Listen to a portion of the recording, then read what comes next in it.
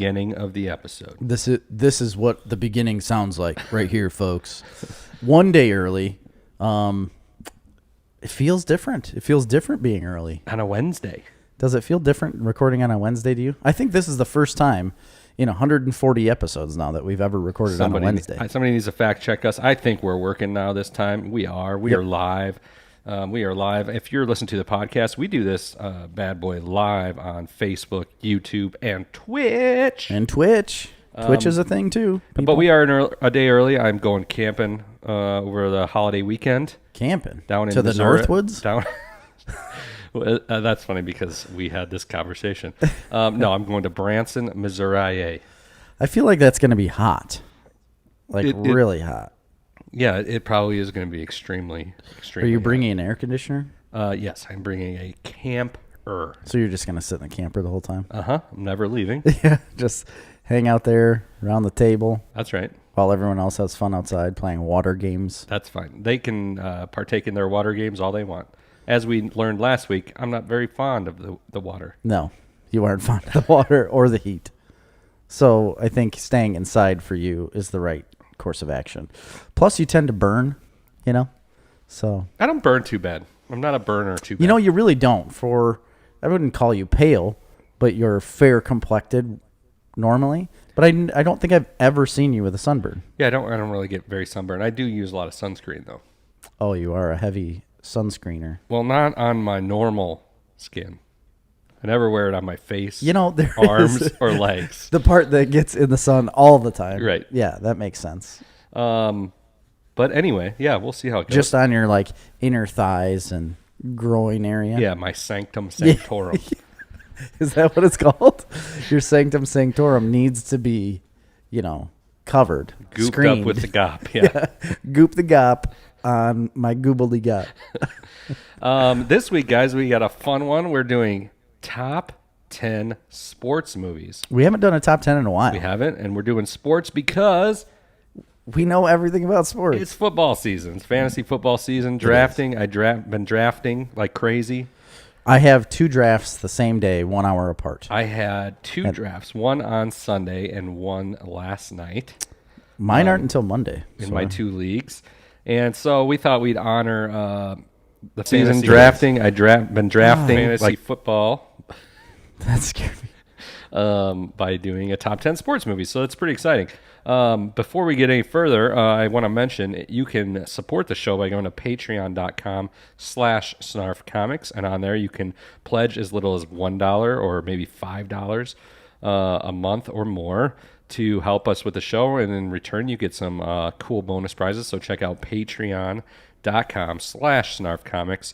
And let's see if we can get all our listeners to do at least $5 a month. That would be amazing. At least $5. This is going to be a Jerry-a-thon. Yeah.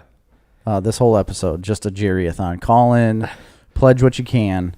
Pretty soon we'll be able to do call-ins because we have a new camera system, and that's coming in. Follow us on Facebook and like and share this if you would. I'd like to take a quick break to mention our sponsor, Roar Seed Solutions. They got me a shirt this wow, week. You got everything. Every time you come with more swag. Yeah. Jerry, have you ever needed solutions for your seed? I still need solutions for seed. Yeah. Do they sell seed for just general lawns? Absolutely. And around your house? Jerry, Roar Seed Solutions specializes in all types of seeds, from corn and soybeans all the way to forage crops, cover crops, grass seeds, small grains, all kinds of it. Sweet corn? Sweet corn. But it's not just the seed, Jerry. Okay. The most important part. Is there more? Is the solutions. Yeah. What can he salute? They do UAV crop scouting, soil testing. Wait, UAV, unmanned aerial vehicles? Yeah, they might as well be alien technology. Sounds like it. Sounds like they're very capable. So check out Roar Seed Solutions. Roar Seed Solutions. You're going to hear us roar. I always want to start singing the song, but I'm not going to. Go to roarseedsolutions.com. Buy Bitcoin, Ethereum, Cardano, XRP, AV, Maker, Polkadot, Compound. That's what Vic is telling us to do. He's still pretty hardcore on the old. Rattling those cages. Yeah, on the old. What's that called? Cryptocurrency. That's right. I forgot. So anyway, back to fantasy football. I had my 2 drafts already. You haven't done yours yet? No, I got both of them on Monday. I'm in 2 different leagues, and they're 1 hour apart. So I'll be simultaneously. One of my leagues is with Vic. Oh, really? Yeah. I'm trying to pull up my team. So my first draft, we have a league where we're able to trade draft picks. You are? Like in the season. And I've never been in a league like that. So about halfway through, last year, a bunch of my starters got hurt. Mm-hmm. And did something pop up on my phone? Yeah. It was like with fantasy, I think. Yeah, I'm trying to pull up my... Anyway. Some of my starters got hurt, so I abandoned my team like halfway through. And I didn't remember any of that, so I traded like my best players for draft picks. Like things just weren't going my way. So I traded up, and it turned out I had 2 first-round picks, number 5 and 6, and 2 second-round picks, and then 2 fourth-round picks. So I had my whole team basically picked by like the 10th round. Yeah, you did. It was pretty much insane. That's why I wanted to give you my list, but I can't because my phone, I need to verify. Oh, you got to verify the account. You can't do that on your computer, huh? I'm trying to do it, Jerry. Okay. I don't know anything about football. I wouldn't know if they're good or not. But my second league I drafted last night, and that was in Vic's league, and I just dominated. Both of my leagues, I got A ratings. Oh, you did? So you're on Yahoo. And both of them, I am projected number 1 in my league. That's pretty good. It's pretty good. But I wouldn't go by the projections. Complete bullshit. Yeah, I wouldn't go by the projections. The last 2 years in one of I have an ESPN league and a Yahoo league. In my ESPN league, I've dominated the entire league, both years in a row. Just had very, very good teams. There is one man in my league, though, I can never beat. And even during the season, he'll have a worse record than me during the season. Every time I play him during the season, I lose to him. And then every year so far, well, the last 2 years that we've done this league, I've met him in the championship, and he beats me. And it's so infuriating because everyone else in the league I've beat handily, and it has never been a problem. And I'm like, last year especially, I was like, this is the year. I'm going to just steamroll them. Tonight it's going to be my time. And it wasn't my time. I lost again. I've gotten second place 2 years in a row. The other league, I have not. I'm always middle of the pack. It's a 12-team league. Oh, I hate 12-team leagues. And it's a difficult one because we also pick defensive players. Oh, I don't like that either. Defensive players and a head coach. It sounds like a terrible idea. I've been in it for a long time, since like 2014. And just done it for a long time, and I've always been middle of the road guy. I think the best I finished was 4th. Worst I finished was 10th. So it's in there. It's in there. That's my Yahoo league. I like it a lot. It is, but it's just a little bit more involved, Yeah. I never pay attention to my defensive guys. Once I pick them, if they get hurt, I basically just don't replace them because you might get 1 or 3 points from them in a game. But if you get one really good defensive player, you can almost guarantee a win against most teams because they're going to get you a lot of points that other people aren't getting. Right. But it's just hard to manage. You got to put the time in, put a little elbow grease. I put some time in, not a ton, but you just go in, you see who's not performing, you see what their projections are for that week, and I'm printing out plans from different teams, and I'm printing off their rosters, and I'm going over week to week, all of their stats and how they've performed in the past against this team, against this setup. Going in depth. Yeah, I bet that's true. I don't do any of that. I don't actually pay attention that much. I do, honestly, fantasy football has gotten me to watch football so much more over the years than I ever would. Absolutely. That's probably the only reason I'm so know anything about football. To be honest, me too. For the longest time, I really didn't pay attention to football at all. I would watch the Bears. I watched the Bears, and then that's about it. And that was it. But the rest, getting Red Zone, I got Red Zone because you could watch like all the games that we're playing. And I got that because of fantasy. And then it was so fun following the person that's on your team to see how they do. And on Red Zone, they only really show you the scoring plays. So you're just going to scoring plays, which makes it even more fun. You don't have to watch all the, the bull crap in-betweens that you don't ever want to really watch and the slow parts of the game. You want to watch it when they're in the red zone, man. The red zone. That's why they call it that. Yeah. Within the 20-yard line. And it's really, really fun. And it's made football fun for me. It's given me a purpose, is what I'm telling you. Like, I finally found a purpose in my life, and it's to watch TV. Oh, really? That's surprising. Sports on TV. It's really great. Nice. So, we're doing our top 10 sports movies, and that'll be exciting. Now I can see comments. My computer wasn't working very well, and now I got it. I got her. I don't know what kind of technical issues you're having. Glitches and bitches. Glitches and bitches. That's my everyday life. I'm telling you. That's how I live my life, Chris. I have a quick, I guess it's a spring stretcher. Or is it an unpopular opinion? No, it's definitely a spring stretcher. Okay. My strings have been stretched today to the max. And it's because of Verizon Wireless, Jerry. Really? Dealing with customer service? Changing your phone is the most annoying thing. It isn't necessarily Verizon's fault, although it started with them. I've been with Verizon a long time. Been pretty happy. Yeah. Overall. We switched from AT&T to Verizon, and I would say it's been... Never looked back. A decent experience, yes. But anyway, so I noticed they had some promos like last week, and they were offering $579.99 to trade any phone on an iPhone 12. Really? It doesn't have to be your phone. It just has to be a phone newer than an iPhone 6. Why didn't you tell me this? It's still going. Oh, all right. Good so I wanted to do it. I'm like, okay, perfect. And all my phones are paid off. I don't like having device payments, so I pay mine off, and then I try and keep them for like at least 3 years. Yep. That's what I'm on right now, 3 years. Yeah. Then my old one was about there. And I've been having battery problems. I kind of messed the screen up. The speaker wasn't working very well. Yeah. It's time for this. It's time. Yeah. Thing to get brought out to pasture. You're really not going to get more than 3 years out of a phone anymore. No. So anyway, I go on there. I'm like, perfect. Let's go.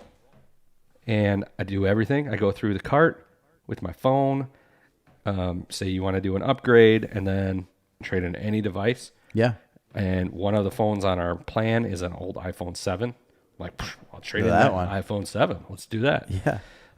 Boom. It'll only give me $440. Well, that doesn't make sense. It's supposed to be $579, Jerry. Yeah. Picked any other line on my account. My wife's line, my mom's line, any other line on my account. They all went through the same process. They all got $579, except for my number, which only got $440. Well, that's prejudiced against your numbers. So I basically went on a tear against Verizon.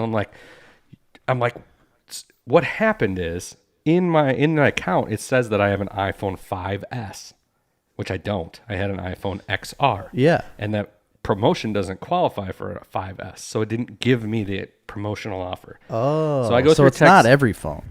It's by the line, right? So it's a loyalty offer. Okay.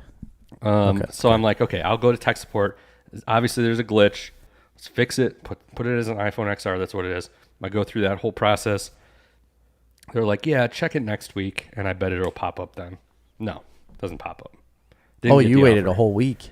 So anyway, I just did it on somebody else's line. I did it on my mom's line because she ain't getting. I just took her upgrade. Okay. Got the $579 off of a new iPhone, which is like $900. So yeah, you're only paying like $250 or $300 for this phone. That's really good. I'm like, it's great. Here's the problem. I got the phone in the mail. Go to activate it, right? Yeah.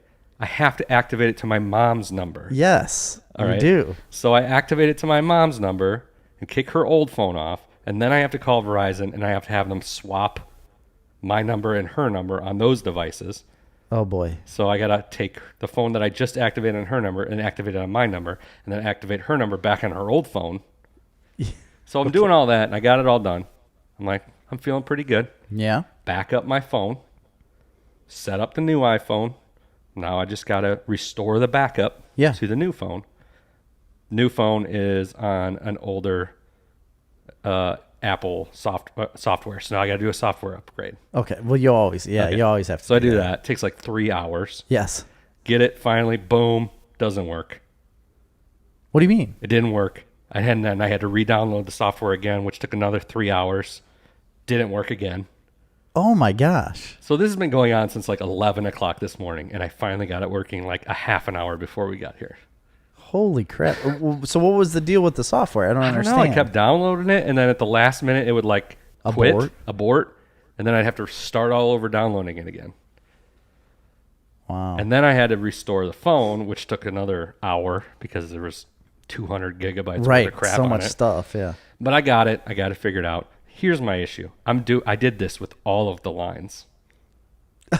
Because I'm like, this is a great deal. Yes. And we had a bunch of old phones sitting around. I'm like, I'm going to do this on all the lines. So I upgraded all the lines to iPhone 12s. But now I have to do this for every phone. Every single phone. Well, you won't have to switch phone numbers with every one of them. No, I won't. I mean, because you've switched all of them. So therefore, they all will be the 12s, but they will all have to be updated to the new software. Here's the catch. Hopefully. The $579 to get that, once you send in your device, if you have a cracked screen or a bad battery or whatever, it gets rejected. It's got to be a good condition phone.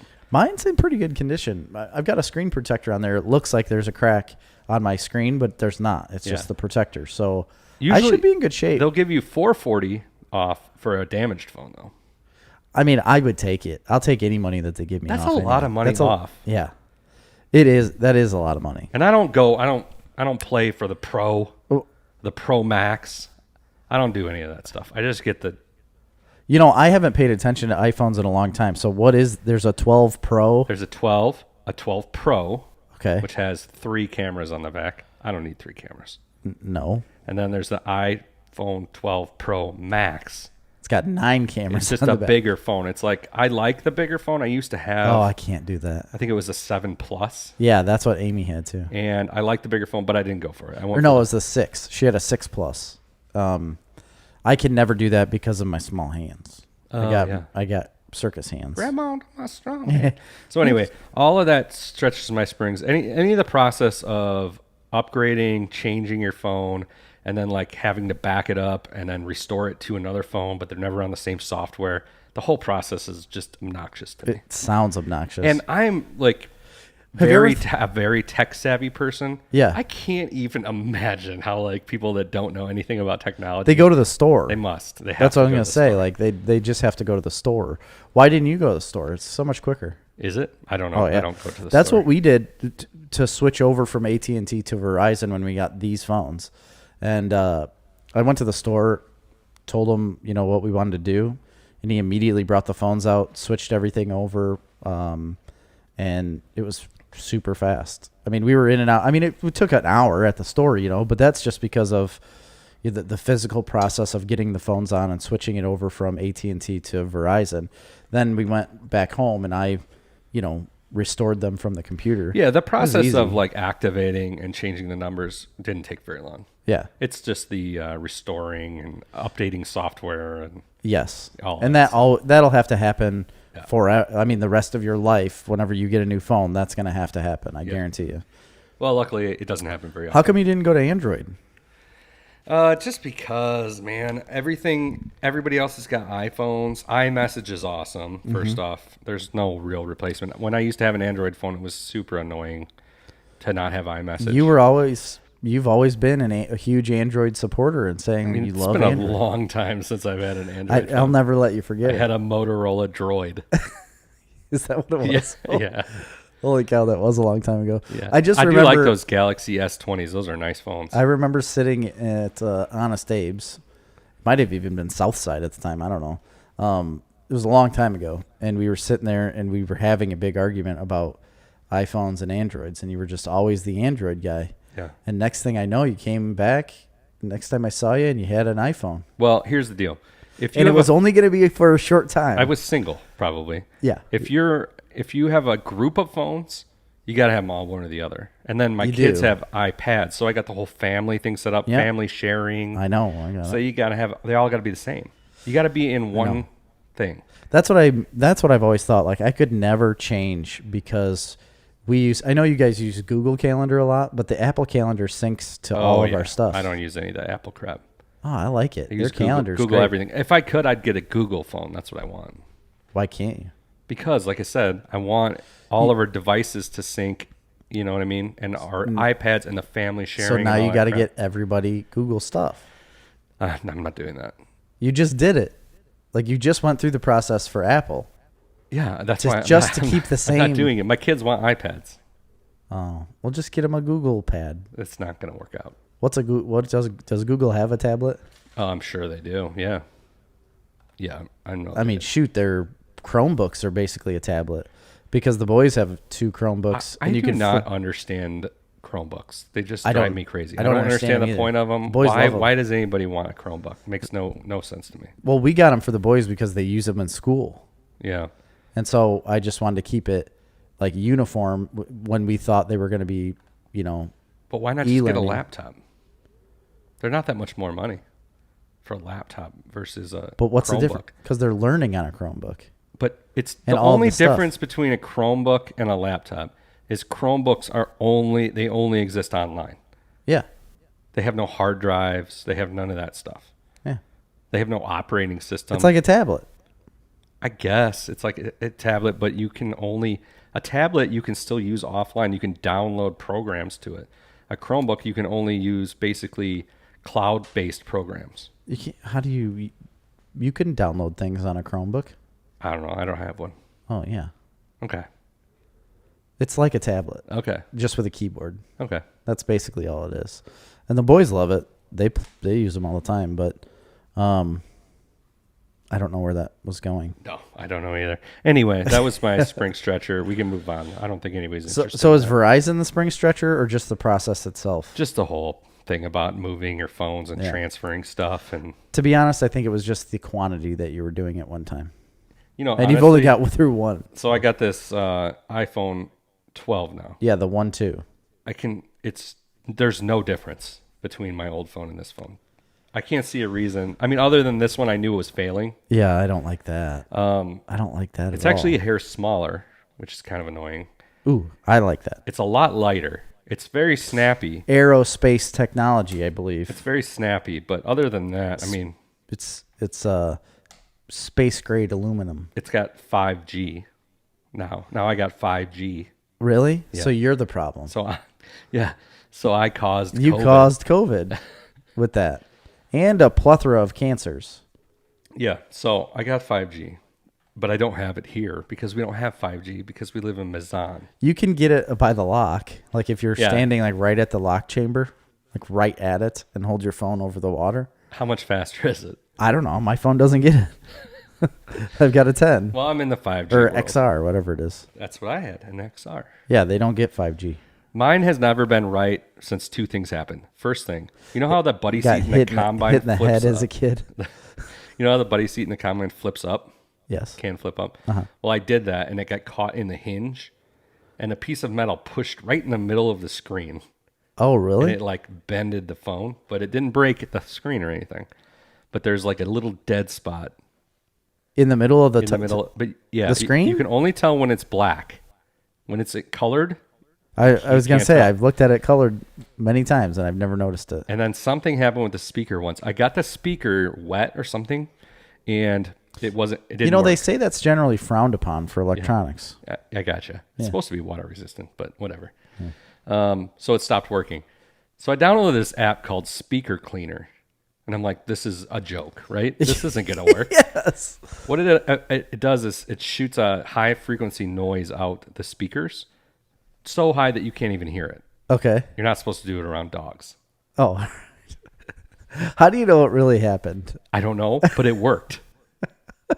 What? It fixed the speaker. It like must have the high frequency noise must like have enough energy to like push out the. I don't understand how that works. I think you're wrong on how that works. Listen, but it worked. High energy wavelength, right? Wavelengths. wavelengths. I can't speak tonight. Yeah, I guess that's what happened. But what was the problem? How do you, if you get water in the speaker, though? I'm sorry. It wasn't water. It was yogurt. Yogurt. That's the worst. I set it on my nightstand to charge. That's where I keep yogurt, too. And one of my children had one of those stupid push Go-Gurts. And it was all over my nightstand. And I just set my phone right in like... in the blob. Yeah. Yeah, I don't think that's good for your speakers. But I also don't understand how any high frequency anything could push yogurt out of your speakers. You want to find out? I mean, it's probably not true. Speaker Cleaner app uses sine wave sounds of predefined frequencies to remove water and yogurt, apparently, from the speaker. Sound waves cause the speaker to vibrate and shake off water stuck inside. That makes sense. It does? When a speaker makes noise, it vibrates. Well, I understand. And the louder the noise, the more it vibrates. Wow. Yeah. It works, dude. It's amazing. I wonder if that'll work for Amy's, because I know Amy's had a problem with her speaker. Yeah. And there was something wrong with the microphone, too. Nobody could ever hear me when I'm talking on it. What? They're always saying, what? Huh? What'd you say? What did you say? Huh? You there? Anyway, you there? So we can get to our top 10. You got any news? I do. I have one news article. I think you have a couple too as well, right? I got a couple short ones. You got a couple shorties. Shoddy. You know? Mm-hmm. Oh, wait, one little thing. We have pins. Oh, yeah, we got pins. We've got a whole baggie of pins right here. Show them that bag. We've got a whole, gram. Or what would this be? It's like an 8-ball of pins. We got an 8-ball of pins coming up your nose right here. I don't know what that looks like on camera. Looks great, actually. They're pretty neat. They're a little plastic pin that you can put on your hat or on your lapel. You know, you could put it in a cushion. And by the way, right now, for a limited time, Look at these are Patreon exclusive pins. To Patreon get exclusive. a pin free, you have to be a patreon.com/snarfcomics subscriber. Yes. At the $1 level or more. And then you get a pin. You'll get anything. Erica said that looks dope. She gets a pin. Yeah, she gets a pin. She already gets a pin because she is a Patreon member. Mm-hmm. So She is. She has been for a long time. One of the originals. Yeah. And we always appreciate And it. we're probably behind on her Snarf bundles. Probably. But I keep track. I got a spreadsheet. I just sent her some socks. Neil Gaiman books. I think it was 3 Neil. I sent her American. It was this really nice set of new covers for all the books, except for one of them I couldn't find in that cover, but whatever. American Gods. There was a Norse mythology one that he wrote, which is like short stories of based upon Norse mythology. And there was another one I can't remember. So hopefully she read them. Was it Neverwhere? It was not. No. Oh man. Well, Erica, what I will tell you is to read that book because it's my favorite. Really? That's your favorite? It's so good. Well, I mean, besides Sandman's great. I do love American Gods. I just really liked the story of Neverwhere for some reason. I don't know. It was an interesting, and it's a short read. It's a small book compared to what he's written before, but it's very good. The book I think I sent her was, it was one of those that is like a compilation of short stories. He's got several of those. He's got a lot of those. So I can't remember if it was Smoke and Mirrors or another one. But anyway, there's a really, it might have been like Fragile Things. I can't remember. But there's a real cool set on Amazon, and they have these kind of like watercolor covers. And that's awesome. They are really sweet. So cool. Oh, she's reading American Gods right now. She is. Awesome. That's such a great book. I just ordered a new set of the Dune books because I can't find mine. I ordered all 6, and they're all like a matching set. Yeah. And you came just absolutely harassing and attacking me through text message about, you stole my Dune book. You terrible guy. Why would you do this? I thought we were friends. It's like, Chris, I don't have it, man. I looked in every place I keep books. You did borrow the book. And you're like, you liar. Because Jerry can't buy his own things. Everything that he reads, he has to borrow from me. You have everything. Everything you will bring up, you're like, oh, I got it. Don't worry. Here, keep it forever. Well, that's because you hear about it from me. I know. And then you give it to me to read. And then I give them back, and I'm absolutely just accosted through text message. I can't handle this anymore. This is the pressure. Not how the story went. Fragile Things, Erica said. I haven't read Fragile Things, and I haven't read the Norse mythology one. I just knew she liked Norse mythology.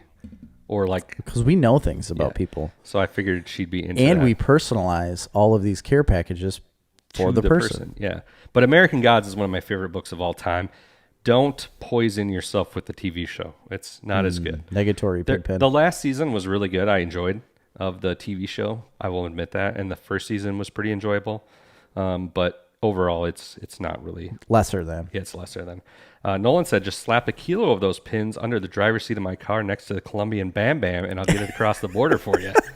That sounds like a great idea. I'll put the pins under your tires, and then you'll find out what a Colombian Bam Bam sounds like. You'll go across the border like this. Click, click, click, click, click, click. Because of Snarf Talk. Anyway, what was that news related to? Who, what? What was that news related to? Oh, I have news. It's not related to anything we were just talking about. Oh, the pins. That's where that came from. I brought up the pins, yeah, because I saw them sitting here and I wanted to talk about it before we got into other things. So a few weeks ago now, I think, we talked about the man who was replacing Alex Trebek on Jeopardy. Yes. Mike Richards. Yeah. After 2 weeks after he was named the predecessor, or no, it would be not predecessor, but successor. Successor, yeah. Good job, Jerry. He stepped down from the host of Jeopardy. He's also resigned his executive producer roles on Wheel of Fortune and Jeopardy. What happened? Apparently, there have been some sexist comments that were found of his that happened many years ago. And because of that being revealed, he decided to step down and resign. That's dumb. What they were, I don't know. The context of it, I don't know. It's just that's the day and age now. So they're going to go with Aaron Rodgers then? Or? I don't know. The article I read didn't have anybody in mind to replace him, or they didn't know who was going to replace him. So I thought it was strange that this guy was picked anyways. Because he is an executive producer of two different shows, and they're just like, yeah, let's give it to him. And they can't. When there was a huge outcry for certain people to be the host, and it was, let's give it to this old white guy again. I mean, one of the biggest ones was Ken Jennings, and he's just not even being considered because of old tweets. Again, on a stupid joke. Yeah, he's on that TV show though. Whatever that one's called. So I love, though, that Ryan Reynolds wrote this tweet in response to this. Okay. Pretty consistently from 2013 to 2015, Deadpool would explode on Twitter with fans wanting me to play him. It was awkward because I agreed with them, but the studio didn't see it. Ultimately, the fans won, and the rest is glorious history. I'm forever grateful. Hi, LeVar Burton. Holy cow. Yeah. Yeah, that nails it. I love Ryan Reynolds. You can't help it. He really is. Oh, you gotta. Oh my god! Put that on your list because we're gonna talk about that. Yeah, we definitely gotta talk about that. I'm gonna go to a one shot on you real quick. Okay. While you just keep everybody entertained, I need to get a glass of water. Okay. Yeah, so I really do believe that they are gonna go with LeVar Burton now because there was a huge outcry of fans and just anybody in general that wanted LeVar Burton as the host, and then they didn't do it, and it was put back on, like I said, the old white guy who is also bought into the show already. He's an executive producer of that show and Wheel of Fortune. I don't know if he did much guest hosting. I'm assuming he probably did, but he did, and he was part of that whole search for the new host thing. I know. He's part of the whole search for the new host thing, and they're like, you know what? Let's just give it to me. Yeah, let's give it to myself. You know, let me take this one. I got it. Don't guys. forget, Mayim Bialik is one of the hosts as well, so she's probably gonna up her role. Which I hope so. Which she's awesome. She's so cool. She has a YouTube that she talks about smart things. Because she's smart. She's like a neuroscientist. She's a neuroscientist, right? I saw an interview with her actually recently where a guy asked her, I can't remember the exact question, but it was about playing a scientist on The Big Bang Theory. And they're like, you know, how hard was it for you to understand like all of these, I don't know if it was biology or something things, and, you know, and to get into the science role. And she's like, oh, well, actually, I have an entire career in that field already because I'm a neuroscientist and I've studied, or my undergraduate was like all based in that biological field. So she's like, not very hard. And the guy just stood there like, oh, because he was clearly not prepared for the interview in the slightest. And she really like put him in his place, and it was hilarious. She was nice about it. I've seen some Jeopardy criticism out there though, because people are starting to get upset because they say the great thing about Alex Trebek was that he made the show about the contestants. Yes. And now the show is all about the host. That's true. Which I understand. But have you ever heard as much buzz for the show Jeopardy that we've heard over the last year? No. And you know that's translating to ratings for sure. You're right. I would agree. So I think there's a little bit of this that they're like, hey, we got an opportunity here. So, of course, there's going to be buzz about the host right now because you're replacing the host. So regardless of what they did, they could have this have this thing where you're trying to replace the host and they're involving people and have this big, temporary hosts. And then they could have went the route where they just didn't do that and immediately pick somebody and put them in the place, and then everybody would be like, oh, Alex Trebek needs better than that. They should have searched for the perfect replacement for him. Like, why didn't they even like consider this guy or consider this girl or whatever? I think they would lose either way. Yeah. I don't, in today's day and age, I don't believe you can win anything. No. I don't, because something on like the internet will tear it down. It still makes no sense to me that it's not Ken Jennings, but whatever. I agree. I want my buddy Ken out there. I've always loved him. It'd be one thing if he wasn't like so outgoing of a person, but he has like that quality to him. Yeah, like if he was like a hermit, recluse, like Brad. Yeah, like who? Brad. The other, he's like number 2. Oh yeah, Brad. He is weird. Brad. Nobody likes Brad or James. Isn't there a James? Probably. Nobody likes him either. Probably. Those guys are dumb. They lost. I got one piece of news here. Listen, if you're touting your second place at anything, it's like, come on, but you're not the best. No. I'm sorry. Congratulations, but somebody beat you. I mean, didn't Watson beat Ken Jennings?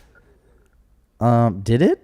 I think so. Well, somebody beat Ken Jennings because he ended his run. He ended up losing at some point, yes, but he's won the most amount of money ever. It's that Brad guy that ended up beating him. I know you guys are going to talk about this later, but was Alex Trebek's cameo in Free Guy his last cameo? Saw it with his son Saturday. I don't know. I would say yes. That was pretty amazing. It really was. I mean, I know that movie got filmed a couple years ago. I was going to say, it shows you how long ago it was filmed. All right, so Doom Patrol Season 3 had a trailer drop. I didn't know they had a trailer. I saw that they were getting ready to film it. Yeah, Season 3 trailer dropped. Obviously, they filmed it, or they're in production. In production. I didn't watch it, so I don't have much to add to it other than to say, reminder, that's a show. It's good. It's very good. I still haven't seen all of the second season. I started it. I liked... that's the thing with both seasons. I loved Season 1, but there are parts of it that it takes some getting into. Yeah. Season 2 also had a lot of slow moments to it, but ultimately was also a very good season. It's a very good show. I highly recommend it for a particular audience, right? If you're not willing to go down the rabbit hole of what's very weird, offbeat, yeah, It's and for different. a specific subset of strange people that can remove one's reality and Right. put it in somewhere like something else. Yeah. So I enjoyed it for that fact, and then I also enjoyed the acting quite a bit and some of the storylines. And some of the episodes are really solid gold.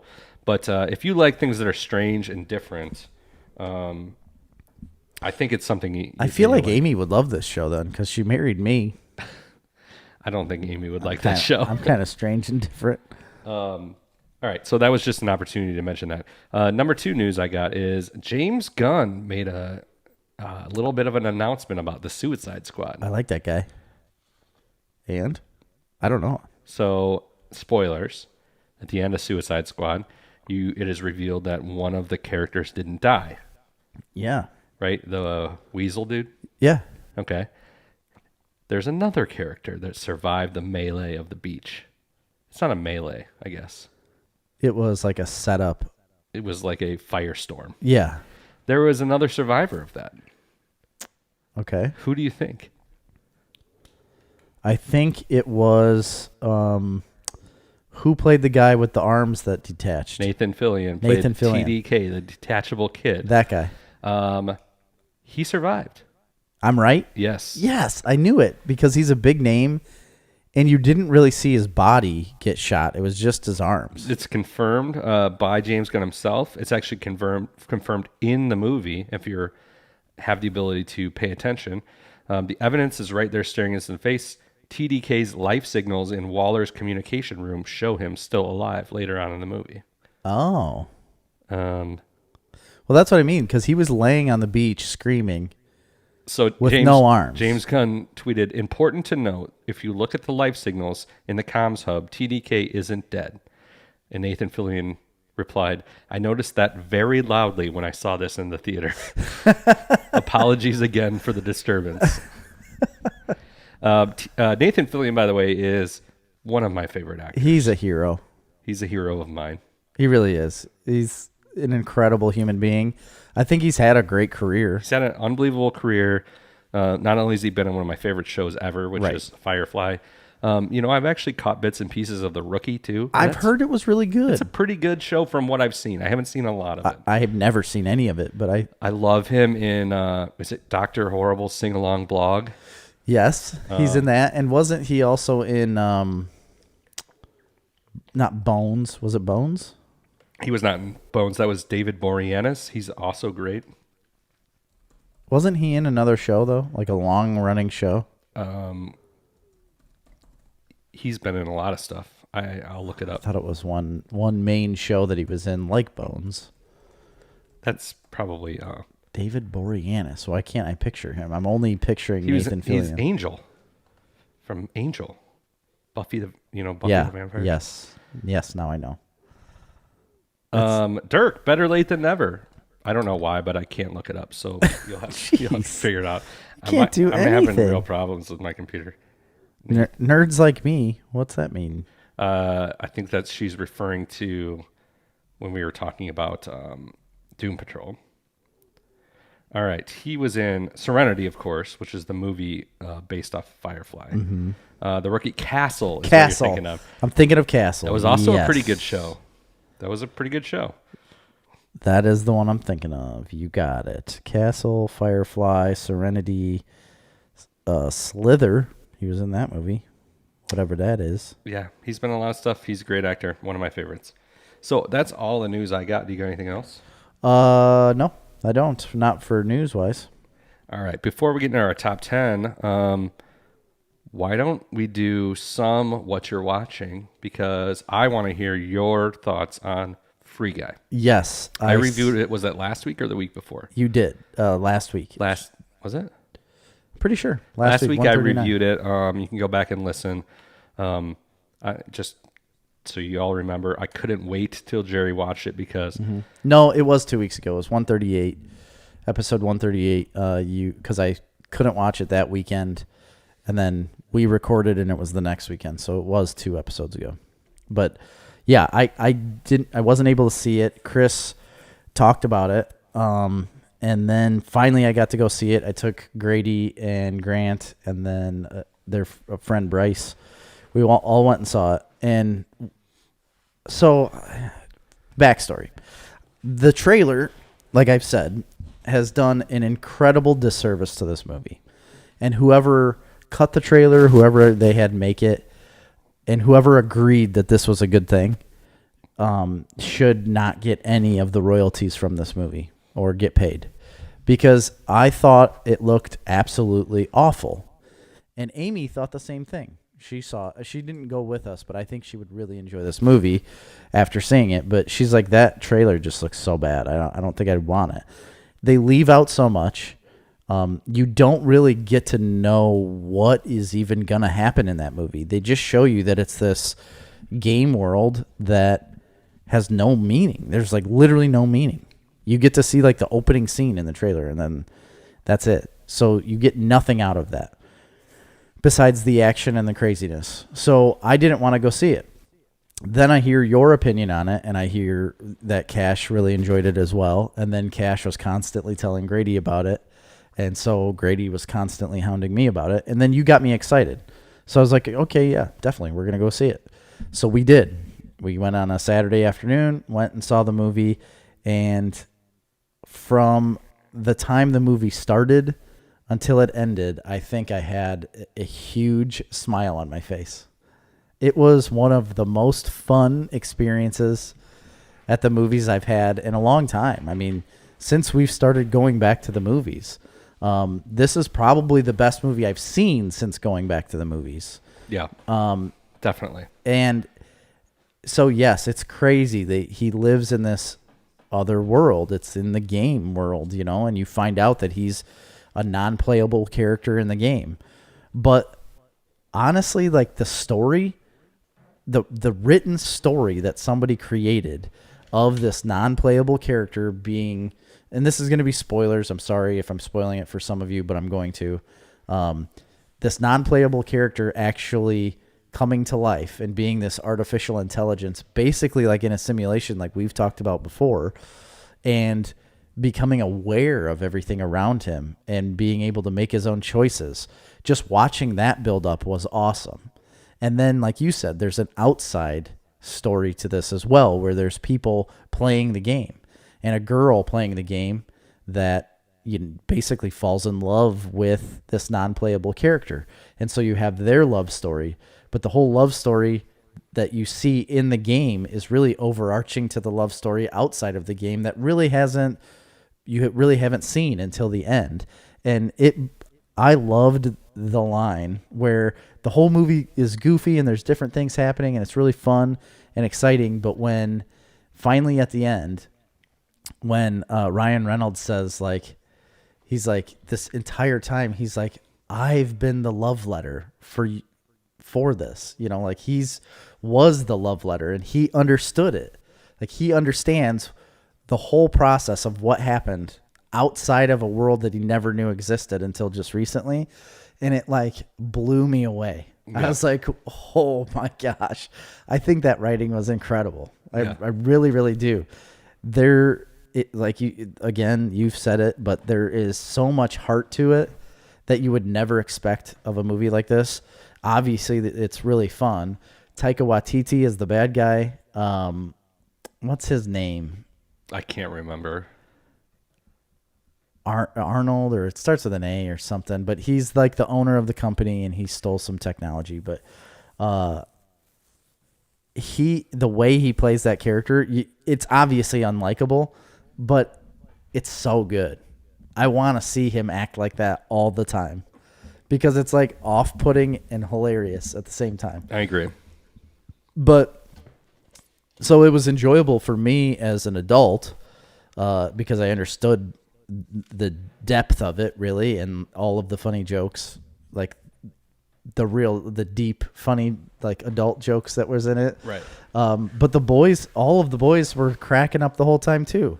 You know, at a kid level, there, like you said, there are some cuss words and some situations that I think they didn't understand, but it was a little bit much, but it didn't take away from the movie. And honestly, it's not like they come home cursing anyways, because they know they can't. They loved it though. They were laughing the whole time. They had a really fun time. They were talking about the movie the whole way back in the car and reenacting some of the scenes, especially when the dude comes at the end of the movie, which was pretty funny. Yeah. All of it as a whole, I would definitely rate it. Like if I had to rate it on IMDb or Rotten Tomatoes, I would definitely be putting it in the 90s. It's above yeah, it's in the 90s. It's like a 95 or above for me. Nolan, what do you think? I'd be curious to hear your thoughts on it, but just more of this, less of everything else. Yes. You know what I mean? Like it's so fun to see a really, really, really enjoyable movie, but that also has a heartfelt story and message to it, but that's also completely original. Yeah, it's so original. I think it's amazing that they were so the game that the two main characters had made, and then the game you get that has their code in it are similar, but I think the underlying story of that game just being like a life simulator, like just being real life, and then them getting like some sort of a what would it be called, like becoming aware, like actual artificial intelligence, I think is amazing. Like, because it's going to probably happen. Like I think this is going to happen. It's fun because there is like many different paths this movie could have taken, and it could have been so much more superficial. Oh, for sure. Without the love story, without the emotional resonance, without the kind of like deep introspective, like what's it all about? Yeah. It could have just been surface level, a guy in a Fortnite. I know, and that's what I thought it was. And it didn't do that, and I think I just think it was a bold move. I understand, like, with the popularity of Ryan Reynolds and with the popularity of Fortnite, any way you make this movie is going to be a home run as far as making money. Yes. Yeah. But, obviously, it's unfortunate this came out during the pandemic because it would have been a very high-grossing movie. I think if this came out pre-pandemic, you're talking about probably a $500-600 million movie. Yeah. And it's probably not going to make half that now, but no, it isn't. But it's worth the watch. Also, it will get a sequel. We don't need a sequel though. It's fine. No. I will also point out. Do you think they'll make a sequel? I think they will. Yeah, I think they will. Just because it's been well received. But here's the thing. I don't want to put it out there that it's necessarily for everybody. There's a lot of people that this movie that may not enjoy this movie. Like, I think it can please the crowd. I really do. I think it can be like, you think your dad would like this movie. Well, I don't know. Probably not, because he doesn't understand the Fortnite stuff or the gaming aspect to it. But I don't know if you necessarily need to. No, I'm just saying, like, I think it helps if you have the right age children. It helps if you are predisposed to video games or just kind of nerdier things. Those are all going to other than that, if you don't have that baseline, it's still a good movie. Don't get me wrong, but what did you think about the IP? I was telling you about the. Oh yeah, at the end, I knew exactly when it happened, and I was like, "Holy crap!" Like that's what he was talking about. A couple times, and there was multiple different things, but the big one that he reveals. The only thing that bothered me was like I thought when that happened, when it was revealed, I thought like the dude guy would be done with. I didn't like the fact that he was like blocking all of it. Yeah, I thought that was dumb. Nolan said we both loved it. The theater exploded with laughter at the part with Chris Evans. Same at our theater. It wasn't very crowded, but it did get a big reaction. Ours did too. Don't think my kid got some of the jokes. Mom, that's my special sock. Yeah. Yes. Yeah, there was definitely, which is good. I'm glad that I was really concerned about that, like going into this movie, just because, I just knew it wasn't a movie for kids. Yeah. It was a movie for teenagers. Yes. And a lot of PG-13 movies, I have no problem showing my kids PG-13 movies. Sure. But those movies are kind of even still aimed for general audiences.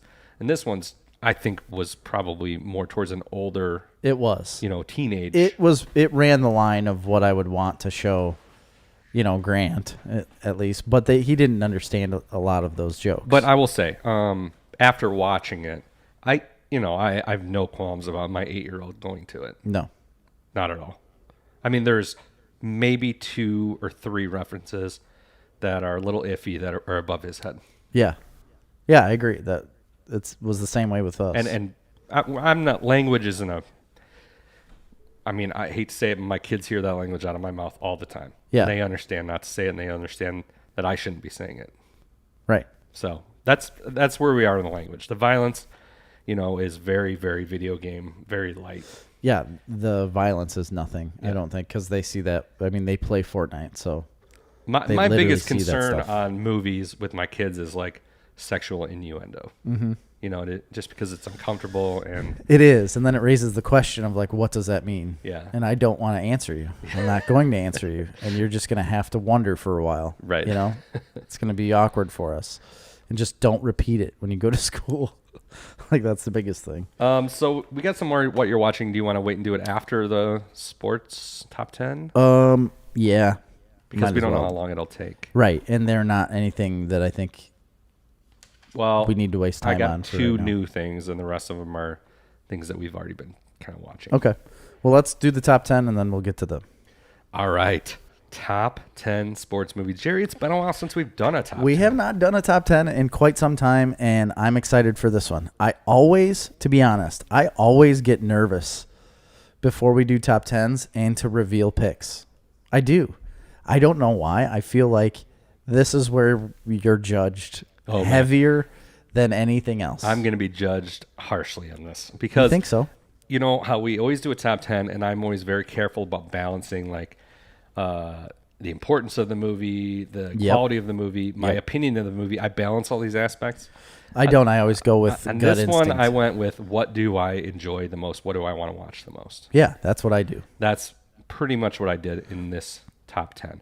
Now, I had like 20 movies. This was... I should say kind of. Very difficult. Harder than I thought it would be. There's a lot of very good sports movies. And I love sports movies. I don't think of it often as a genre that I like, but it is. It is. Like, I love a good sports movie. I like the feeling of like triumphing, the underdogs in the story. I think that's where you get the best story of that, is where when the down and out of luck people that need help and then, never win, and then they get a chance to do something, change something in their life, and then they actually win, and going through that trial with them is so appealing to me. Yeah. Like, to watch it, to feel it. I've like shed tears at some of these movies because I just get so worked up about them. Yeah. And Amy's the same way. And one of them you're going to laugh at. You're going to laugh at one of them about getting emotional about it. But Amy and I both have. Okay. Yeah, I mean, I never shy away from a good sports movie.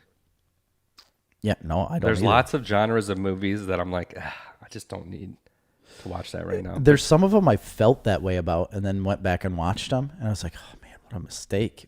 Like not watching this in the theaters or when I could have. The other great thing about sports movies is they age very well. Yeah, most of the time they do. They don't, you never watch an old one and you're like, oh, this is so irrelevant now because the stories are so universal. Yeah. Universal. Yeah, they really are. There was one, this isn't a spoiler or anything. There was one I was going to put on my list that is like that, and it was called The Hustler, or just Hustler. Oh, yeah, I love that movie. It's like a pool hustling movie with now I can't remember names. Paul Newman and Jackie Gleason.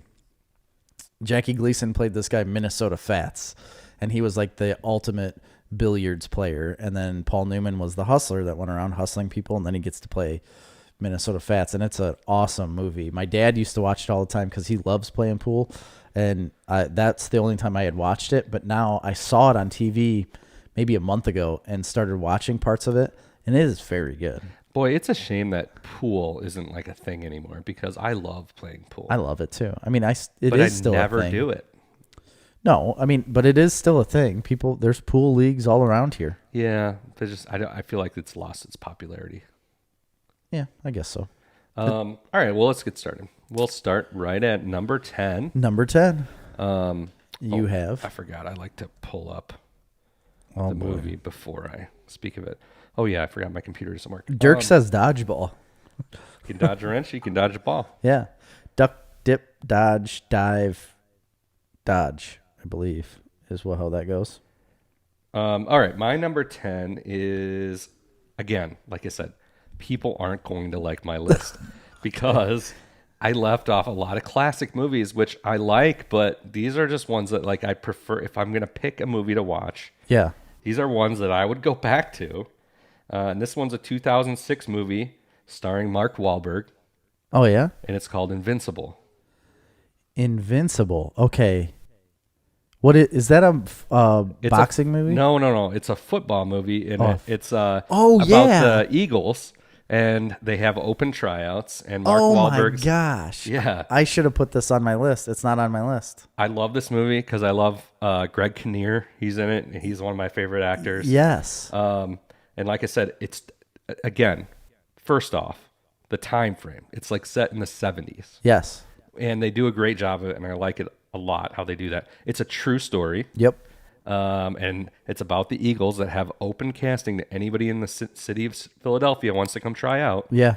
And this guy that's just kind of like an everyday, I don't even know what he is, a contractor or something. Yeah. I think he was a bartender or something. Bartender. Maybe? I don't remember. I don't know. But he comes and tries out, and he's small.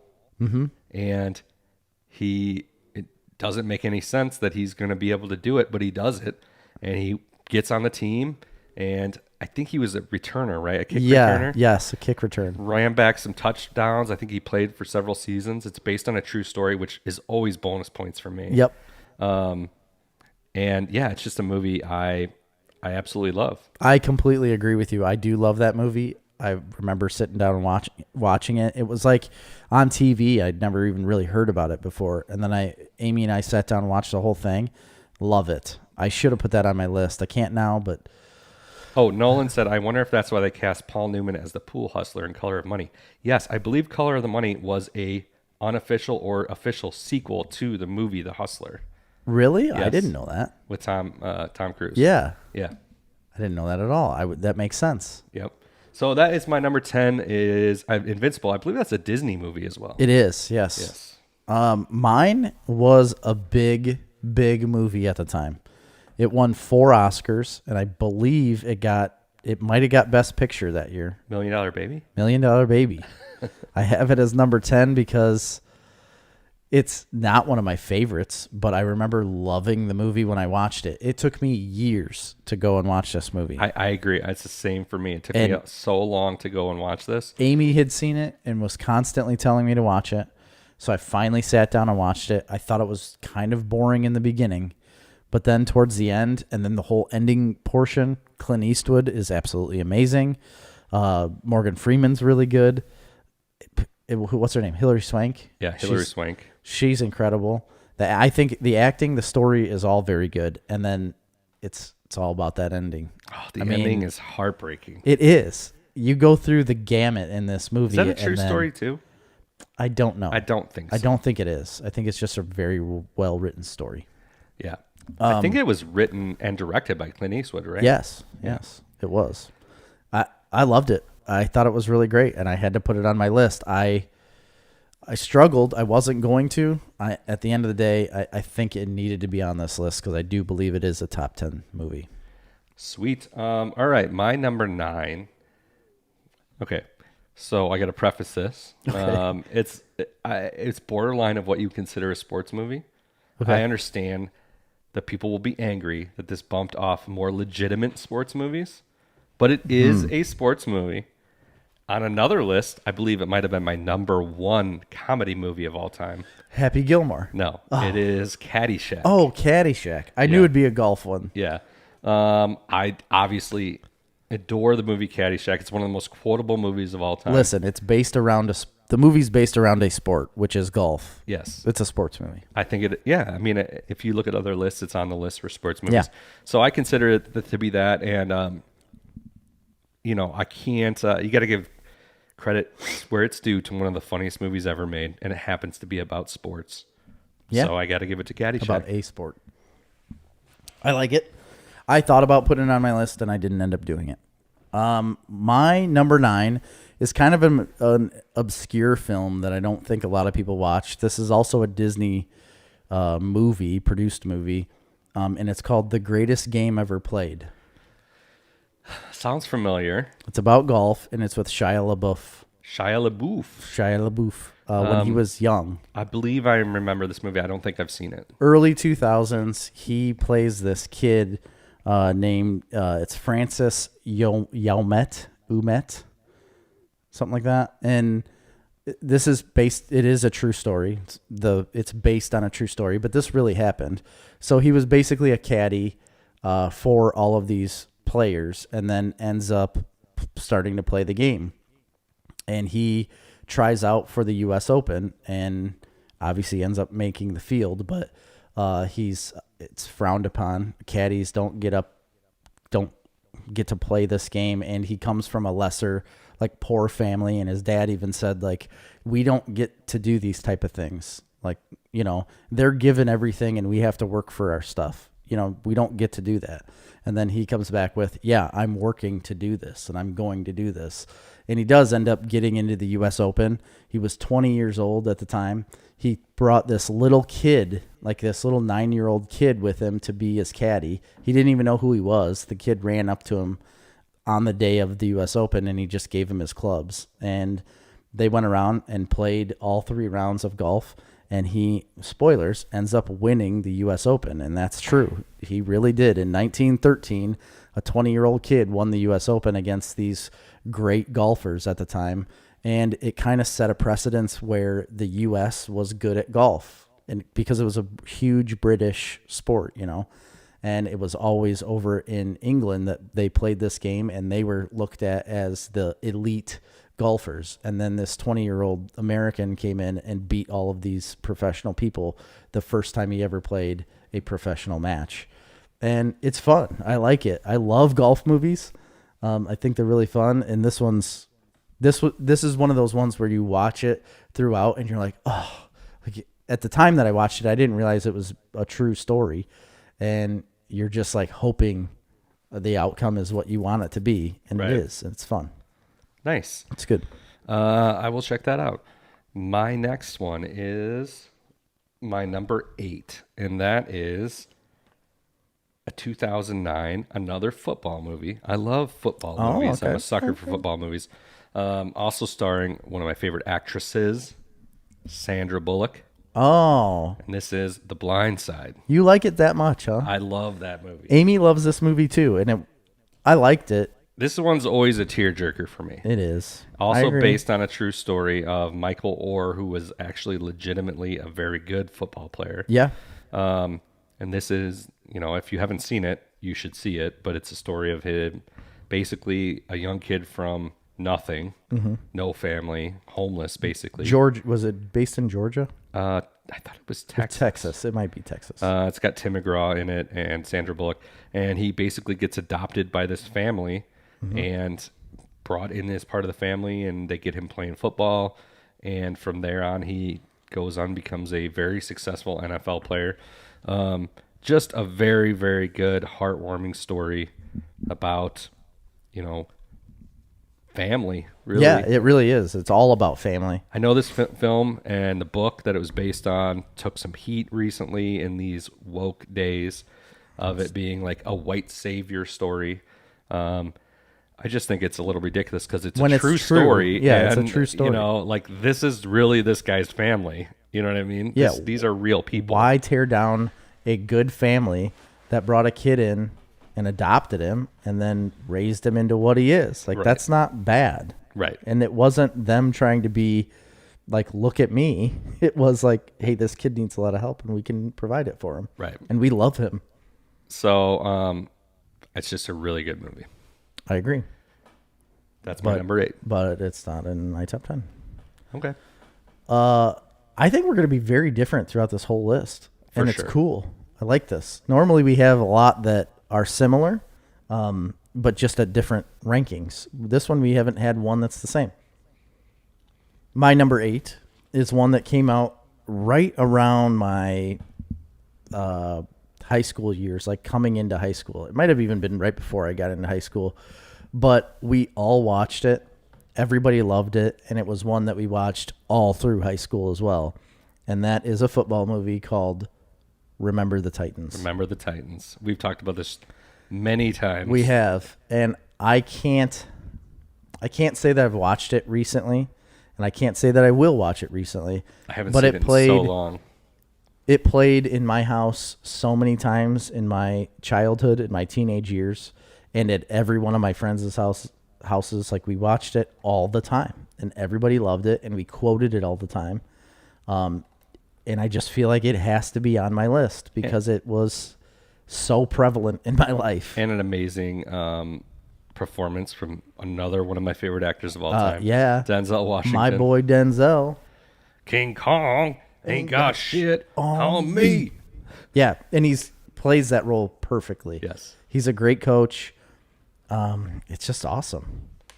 Yeah, I totally agree. I always have told this. I know I've told this story many times, but when I was in high school, is when that movie came out. Yeah. And the football team, as a team, went to the movie theater to watch this movie. Yes. And I was not on the football team. I was a golfer. Yeah, but you went anyways. No, I did not go. Oh. But I came back to school. I had went to the movies over the weekend and saw the movie. And it was a really great movie, so everybody's talking about it.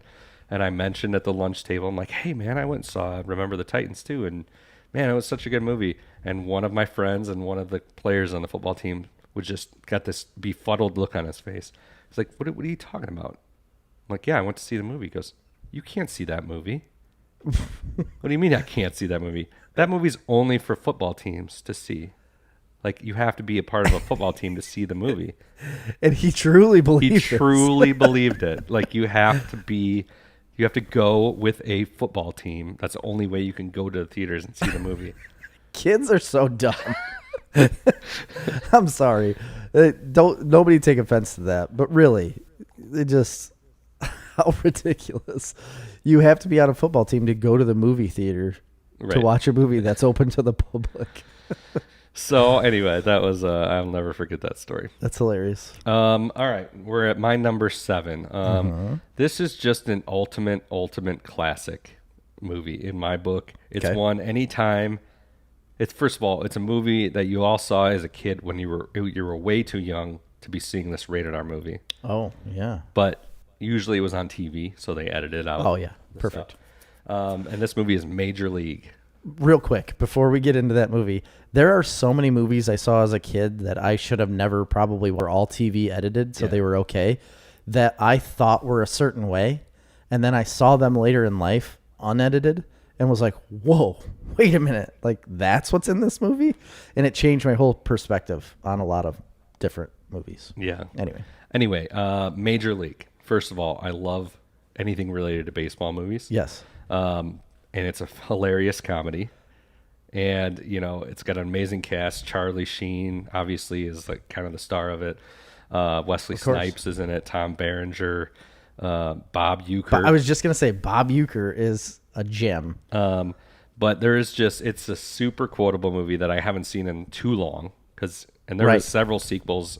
I've seen them all. Mm-hmm. So they all kind of blend into each other. But I'll never forget the first one.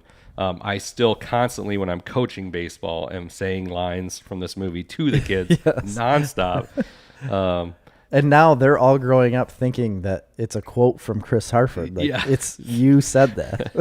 But obviously we know the story. The Cleveland Indians, they get a new owner. She wants the team to lose so they can move to Miami. Yes. And assembles a terrible team, a ragtag group, of misfits, and they, against the odds, come back and win. Yeah, and it's just a stupid, goofy comedy, but it's so fun to watch. It's awesome. I don't have it on my list. I should have put it on there, but there's just so many good movies. Yes. My number 7 is also a baseball movie that came out, I think, 2000 something. It might be in the 10s. It's got to be like Angels in the Outfield? I do love that movie, and Grady loves it too. I had him watch that. No, it's called Moneyball. Oh, Moneyball. Yeah, it's a with great movie. Brad Pitt and Chris Pratt. And it looks at... And don't forget the guy who won an Oscar for it, Jonah Hill. Didn't he win an Oscar for it? Oh, yeah, he did. It is a different side of baseball that is also based off of a true story in a book of the same name called Moneyball. And it's based around the Oakland A's, the Athletics, and what they did to start changing baseball, like on how they drafted, and they looked at stats differently and started doing a lot of things different that baseball had never done before. And it was a really fun movie to see because you look at it as a baseball movie, but it's really about like numbers. You know, it's all about putting numbers together, and it's not about physical ability, but looking at like overall averages and things like that. And it's just fun. And it's cool to see that teams were really doing this at the time. And it was something that nobody'd ever done before. How? You know, that's what the question is every time I've watched it is like, how did nobody look at this stuff before to try to make the best team possible? Now, has it really panned out for the Oakland A's over the last few years? Like, well, but that's how all teams do it now. Yes, it changed the entire game of baseball, and everybody else caught up to that right away once they figured out what they were doing. I just think it's incredible that it was like an inside look to change an entire game. Yeah. It's really cool. Yeah, I also love that movie. It's one of a few movies that are about the business of sports. Yes. And there's another notable one. It didn't make my list, but it was on my long list. I'll see if you mention it. But okay. I doubt it. That gets me to number 6 on mine. This one's going to catch some flack. Okay. But it's a movie that I find very entertaining, and I will watch any time that it's on. Yes. And this is a 2000, another football movie. Okay. Starring the only time in a sports movie you've seen anybody throw a football underwater. And it's Keanu Reeves, Gene Hackman, The Replacements. The Replacements, yeah. I like that movie. I love that movie. Anytime I see it, Shane Falco, I think is his name, is Keanu Reeves' character. It's in the 80s. Washington Redskins, there's a football strike. All the players go on strike. Mm-hmm. So the owners go out there and they just get a bunch of like B-list or like replacement players. Yeah. Some of them are college players. Some of them playing in other countries. Some of them haven't played professionally before. And it's not only a good sports movie, it's also a good heartfelt. It's got a lot of other stories going on, and it's also very funny. It's hilarious. It's a very good trifecta movie. Anybody can enjoy this movie. I don't care who you are. Keanu Reeves is amazing in everything that he's in. He really is. And again, it's just anytime I see that movie on, I understand people might say, how can you put that in the top 10 greatest sports movies of all time? Right. But it's my favorite movies, my top 10. No, I agree. I think it is absolutely hilarious. I've watched it so many times.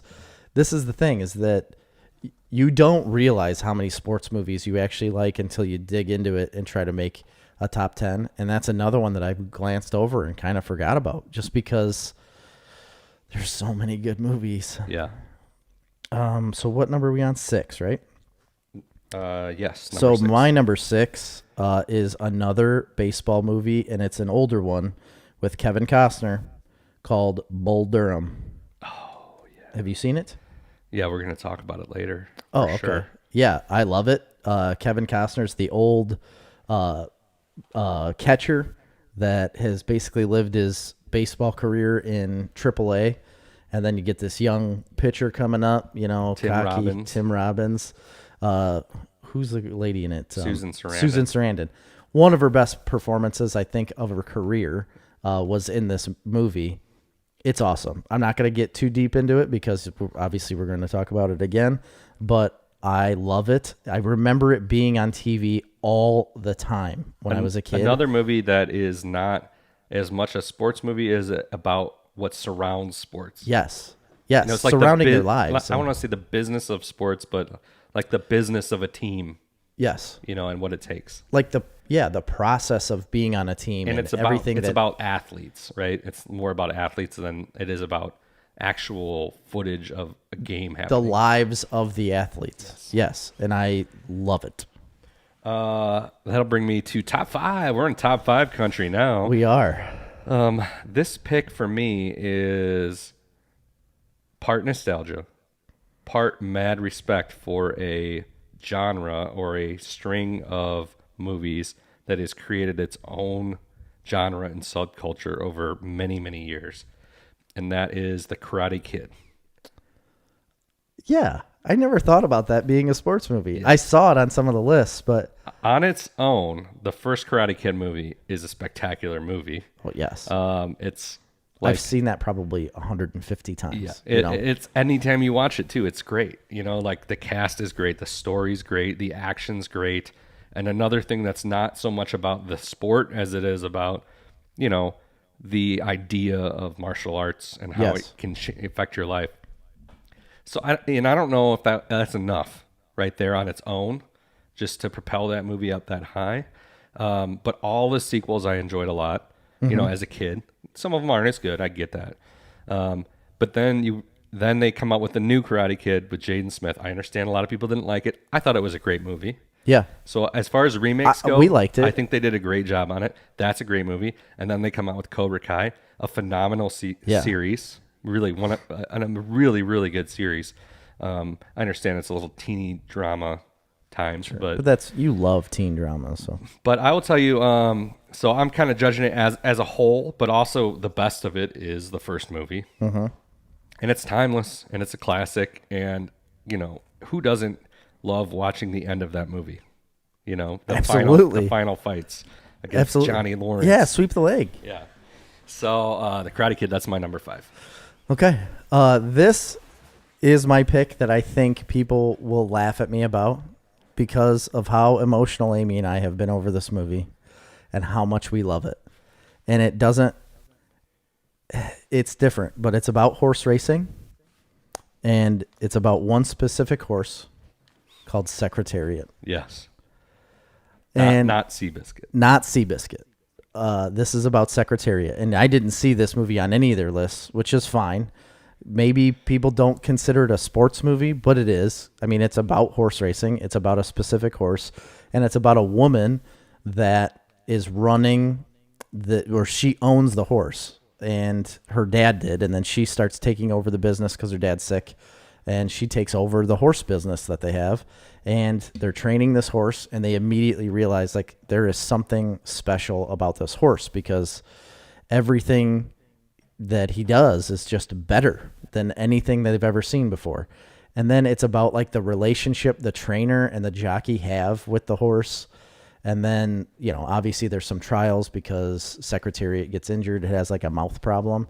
And a lot of times that's like detrimental to horses because it wouldn't eat and it was getting weaker and weaker. And then a lot of big races were coming up.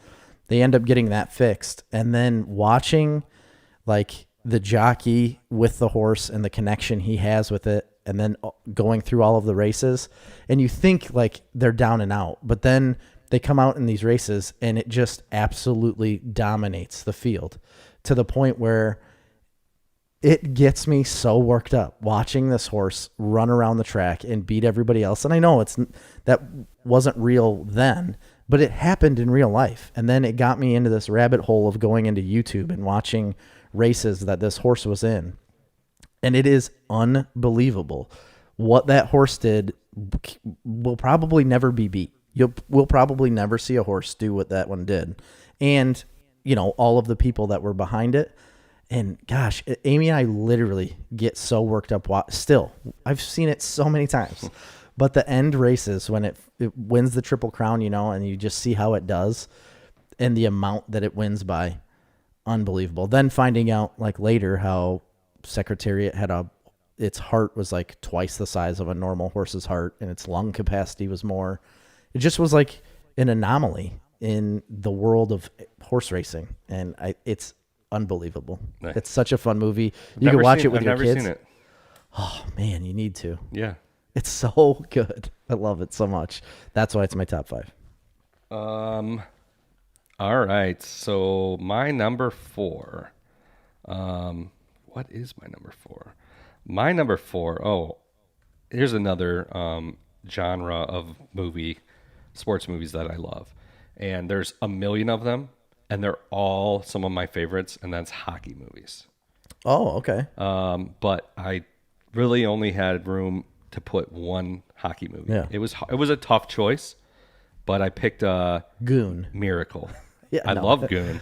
I do. It would be Miracle, though. Miracle, It has to be. 2004 movie about the U.S. men's ice hockey team as they in the 1980 Winter Olympics, based on a real true story starring Kurt Russell against the Soviets. It is an amazing movie. It is so uplifting. It is the triumph. It's everything that you want out of a sports movie. It is a literal miracle. The miracle on ice. The Miracle on Ice, man. And they just nail it at every beat. It's just like it's a textbook. This is how you make like a sports movie that is inspirational. And it is another one that you watch and you're like built up like to a point where you're like, come on, this has to happen. Yeah. And then it's finally like when it all happens and you get that relief, it's so great. Yes. This is what sports movies do so well. And It's very much one of the sports payoff. movies that gives you the feeling that you feel watching your team in a championship. Yeah. You know, watching, a team that you love win the World Series, or, watching the Bulls win a championship. It gives you that feeling just watching this movie, even though you know what's going to happen. Right. But outside of the actual sports parts of the movie, it's also like a great movie, like at every beat. But there's lots of great hockey movies too, like Mystery Alaska is a great movie. Oh, I don't know that one. The Mighty Ducks, obviously, Of course.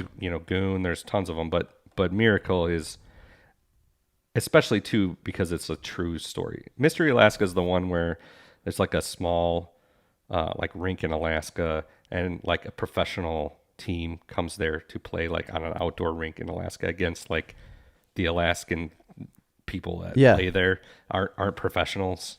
And so it's also a great movie. But Miracle, I mean, it's the Olympics and it's the U.S. and Soviets. It's 1980. I mean, you can't plan something more dynamic than that. So, and to tell you how this affected people that really saw it happen, one of our teachers that we had at Mazan grade school used to talk about that moment all the time. Well, it was the Cold War was going on. I mean, this was towards the end of the Cold War.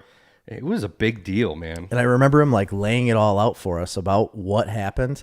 He's like, and then talking about the announcers. And he's like, and the announcer says, do you believe in miracles? Yes. And he's like jumping up and down in front of the class when I was in 6th grade, explaining about this hockey game. And I had no idea. And also social studies? Yes. Yeah. I had no idea what he was talking about, but he was so passionate about that one game.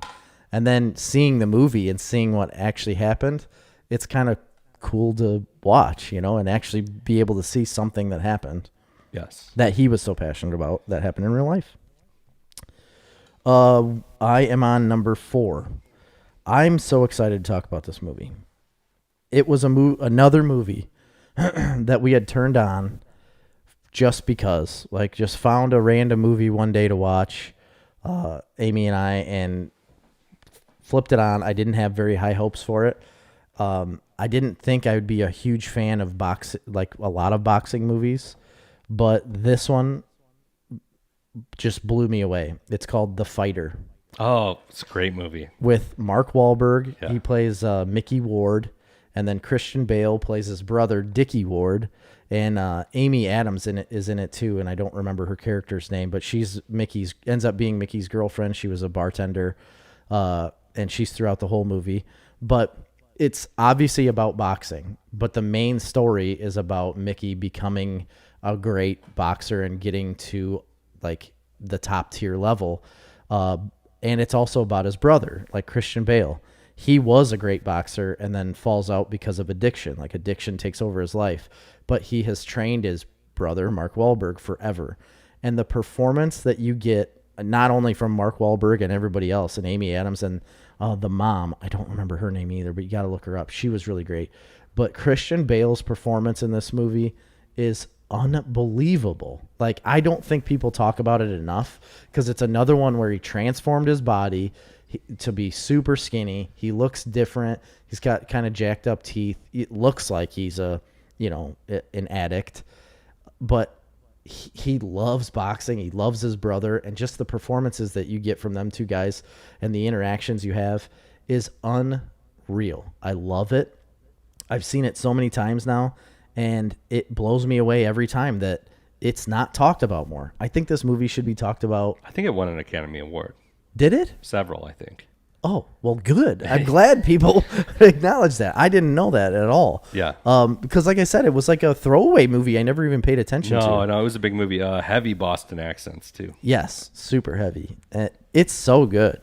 It is unreal. Whatever awards it got, it should have, because it blew me away watching this movie, and it still does. I could go back anytime and watch it because it's so fun. I actually want to rewatch it now because I watched it and I remember how awesome it was. Yeah, it is so great. And another one I'll mention that's really good, I didn't put on my list and I know it's not on yours, the Wrestler. Yeah. Mickey Rourke. Yes, that is really good. Not as good as The Fighter, though. The Fighter is really good. That's why I didn't put it on the list, because I was literally battling not between the two, but I was like, I don't know if it's really as good. No, it's not. I had The Fighter lower on my list Also an earlier. Oscar winner, though. I think the Wrestler was, yeah. I had it lower on my list, but then I just kept bumping it up, and I do believe it needs to be definitely in the top 5 for me. I think 4 is a good spot. It could have maybe made 3, but David says The Fighter is incredible. It is incredible. Thank you, David. That'll get me to my number 3. This has always been one of my favorite movies and favorite sports movies, but just in general, favorite movies of all time. We got to get back in it into 1996 with Kevin Costner, talking about Tin Cup. Tin Cup. I didn't put it on my list. I have always loved this movie. I could watch this movie a million times. Yeah. Kevin Costner, I don't know that a lot of people have seen this movie. I know it was a big movie at the time, but it's an older movie. It is. And I don't know how much people go back to it, but it is pure Kevin Costner. He is at his top of his game with this movie. Rene Russo's in it as well, and Don Johnson. And he's kind of basically a down on his luck, just kind of gave up on life at a running and driving range. And he starts giving lessons to Rene Russo? Yeah, Rene Russo's character, and she is dating Don Johnson, who is a professional golfer, and they are friends. They played together in college. Yeah. Not friends. Not friends at all. Nope. So just kind of out of spite, Don Johnson asks Kevin Costner to be his caddy because he knows the course better than anybody. Yeah. Because he knows, he doesn't like him, but he respects his game, I guess. Okay. You could say. And, whatever. There, all kinds of drama happens from there, obviously. And so Kevin Costner's character decides, I'm going to go out. I'm going to try out for the U.S. Open. And it's the whole story of him basically battling himself more than anything. Really, he's struggling with, for whatever reason, he can't succeed. Doesn't want to. Right. Or is scared of success. He stops himself from succeeding. So it's not as much, it's definitely a sports movie, but it's more about himself, and then obviously the love story aspect of it. It's just an all around awesome movie. Yeah, it is. And I maybe 3 is a little high. I will admit that. It could be a little high. It's just a nostalgic movie that I always loved watching, This is one of the movies that, very quotable too.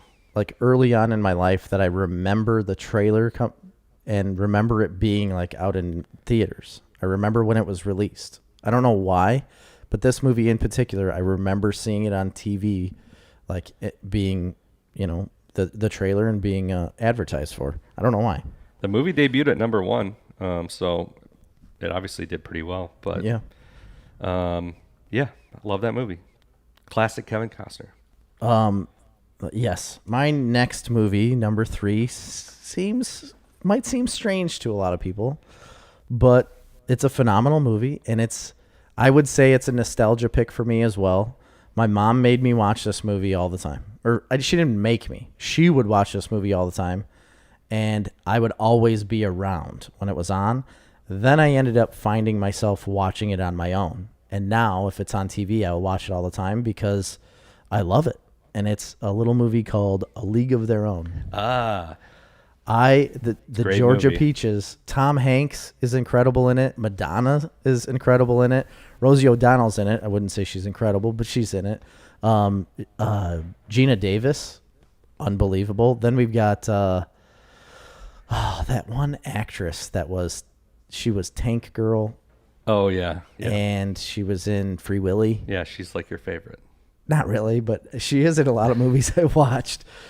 She's like the main character in it, but it's about World War II when all the guys are gone and they really couldn't field baseball teams.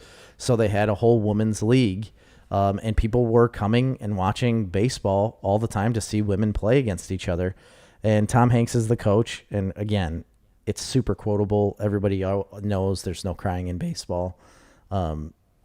It's a fun movie. It's really great. I love it. And again, it's a nostalgia pick for me, I think. It is a little It's at the high. top. It's at the top of every list. It is so good. It's not on top of my list just because I feel like I don't know. It's been so long since I've seen it. Oh, man. And I barely remember it, to be honest. There's the whole drama. We just talked about this because they're remaking it, right? They're making a Are new they? one. Yeah. I guess I didn't know that. Yeah, because we talked about how it would be great as a series instead of another movie. Oh, that's right. I forgot about that. It's fun to watch because you get to see the dynamic. So Gina Davis is an older player. She's played for a long time. She's older, but then she has the battle between her and her husband. Like, she's gone all the time. Her husband's at home and he's like, got issues because he had knee or back problems or something like that and couldn't go to the war. So he's at home and he feels useless, and she's off playing baseball. So there's that whole dynamic, and then you have the younger players. But what I really love about it is at the end of the movie, the actual players that were on the team come out on the field and are there like in the movie, and they're the real people. And then at the end, once the credits play, like you get to see them play baseball with each other, and they're pretty old, obviously, but they're still swinging bats and hitting balls and playing the game, and you get to see all the people that were on the actual team that were still alive. And I think that's incredible when you can add the true historic part that actually happened to the movie. Blows me away. Yes. All right, my number 2 shouldn't be a surprise. I mentioned it earlier. It's Bull Durham. Bull Durham is number 2. Get another Kevin Costner movie in the mix. An older one, 80s movie. But another one I just watched over and over and over again. It was always on TV. I own it on DVD, VHS. Probably rated R. It is. Yeah. Yeah. Probably not. I was watching it as a child, you know, but no, very quotable, awesome story. Obviously, it's about a minor league baseball team, the Durham Bulls. Yep. And it's just about like getting to the big leagues, man, in life and in baseball. Yes. And what does it take to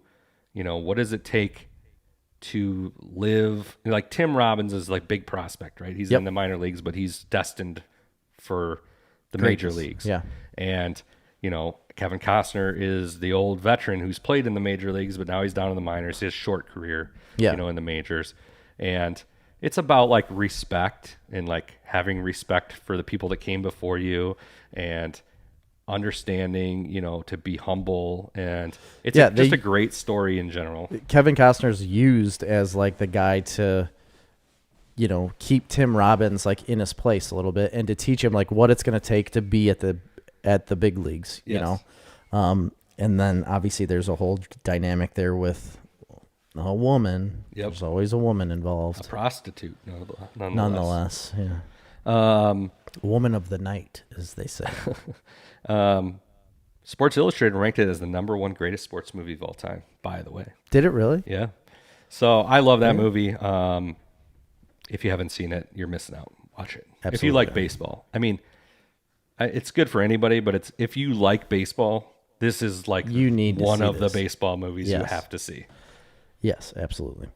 Okay, this is where I said, I think my number 1 and 2, everybody's going to be like, oh, yeah, that's what everybody would pick, or it's a cop-out. It's not a cop-out for me. I love these movies. So my number 2, also a Kevin Costner movie, Field of Dreams. Yep. It's got to be up there. I know it's the classic movie everybody wants to talk about when it comes to baseball, and it's been in the limelight recently with the whole Field of Dreams game. That's the one they're remaking. The Field of Dreams, they're remaking that. They are, yes. When we reported that, we said they shouldn't remake that. They should remake A League of Their Own. Okay. They're not remaking A League of Their Own. I didn't think so, but you never know in today's I remember having that discussion because we were like, why? They don't need to remake that as a series because they're making it as a series. Yeah, that doesn't make any sense. And I'm like, why would they do that? They should make A League of Their Own as a series because it has the historical, everything. I completely agree. Field of Dreams. It's an amazing movie. I remember watching it as a kid and continuously watching it. I think kids can watch this movie and get something from it. Grady just watched it, loved it. He loved the movie. I thought it was going to be a little too slow for him. No, he sat through the whole thing and loved it. I think it brings like the essence of baseball and like what baseball means to a lot of people. And Kevin Costner, obviously getting to play catch with his dad is the big thing. But that's like, it's a personal game for people. We grow up playing this game and it means a lot to people. And it is America's game because it's like what we've always played. I think it's specifically too, because I think it's probably lost that in our generation and ones after. This is, but in that baby boomer generation. Yeah. Like, for growing up in the 1950s and 60s, like, and 70s, baseball was like everything. Everything. You know what I mean? It really was. And that's what the movie's about. It's like recreating that. You can have the small little field and then have an enormous thing happen, like right in front of your eyes. And obviously it was like a miracle and would never, dead people can't come back and play baseball. Yeah. It's not going to happen. But it's cool. It's cool to watch on a movie. Yeah. And the whole, if you build it, they will come thing. Yeah. It's amazing. Love it. And Kevin Costner, that dude. For sure. He's the guy. I love him. Okay, my number 1. So this film as a franchise has probably done the most as a franchise of any sports anything. Oh, I think I have the same one. Dun, dun, dun, dun, dun, dun, Yep. dun, dun, dun, dun, dun, dun, dun, dun, dun, dun, dun, dun, dun, dun, dun. That's Rocky. All day long, number 1. So as a franchise or as a film, either way, Yep. The first Rocky is amazing. Some of the I will grant it that some of the sequels to it were cheesy at times. Sure. But they're all good. You know what I mean? They are. I love Rocky 4. Is that the one where he with Dolph Lundgren? Yes. I love that movie. Yes. Obviously you got to love all of them. They're all great. Absolutely. Apollo Creed, amazing. And then Creed and Creed 2 are both amazing movies as well. Huge movies. So much better than they should be. Those Creed movies. Yeah. They're amazing. And then even the newer Rocky Balboa that came out maybe 10 years ago, I enjoyed that movie. That was great too. It was before Creed.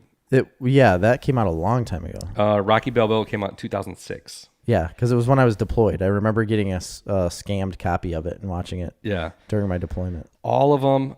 Creed 3 is coming out next year. I'm all in the bag for the Creed franchise. Yes. It's great. But, again, how many movies? 1, 2, 3, 4, 5, 6, 7, 8, 9. Will be 9 movies with Creed 3 if you count the Creed films. There's 5 original Rockies. 5 original Rockies. I love all 5 of them. Oh, 5 isn't great. The 5th one, right? I thought the 5th one was Rocky Balboa. No.